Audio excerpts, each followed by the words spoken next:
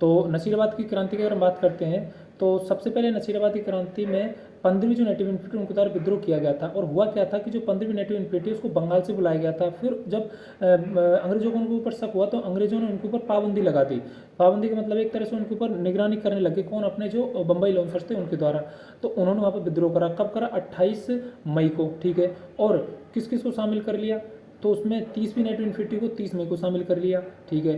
तो यहाँ से उनके विद्रोह का सिस्टम स्टार्ट हो जाता है। अब मैं बात करता हूँ आगे नीमच। तो 3 मई को नीमच में जो है 3 जून को, नीमच में 3 वर्ड है तो 3 आपको याद रखना। 3 जून को नीमच में जो क्रांति की शुरुआत होती है कौन करते हैं, तो मोहम्मद अली बेग प्लस आपके हीरा सिंह के नेतृत्व में वहाँ पर क्रांति होती है। अब थोड़ा हम आगे बढ़ते हैं, नीमच आ गए, नीमच के बाद वापस आ जाओ एरनपुरा में। तो एरनपुरा छावनी 31 अगस्त को, तो जो जोधपुर जो लीजियन के जो सैनिक थे, पूर्विया सैनिक उनके द्वारा वहाँ पर क्रांति की शुरुआत करी गई थी। अब वही बात करेंगे, वो लोग क्रांति करके पूर्विया सैनिक तो चले गए दिल्ली, अब रहे कौन, अपने ये यहाँ के लोग रेगुलर लोकल जो इसका योग कर रहे थे विरोध। तो अब क्या हुआ, आउवा के ठाकुर थे कुशाल सिंह चंपावत, उन्होंने इसका नेतृत्व संभाला। तो 2 युद्ध लड़े उन्होंने।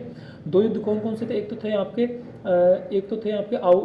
बिठौड़ा युद्ध बोल सकते हो उसको, ठीक है, 8 सितंबर को। और दूसरा आपका जो गुरु चेला का युद्ध, या फिर आपको बोल सकते हो चेलाबास का युद्ध, गुरु चेला का युद्ध, जो कि 18 सितंबर को हुआ था, ठीक है।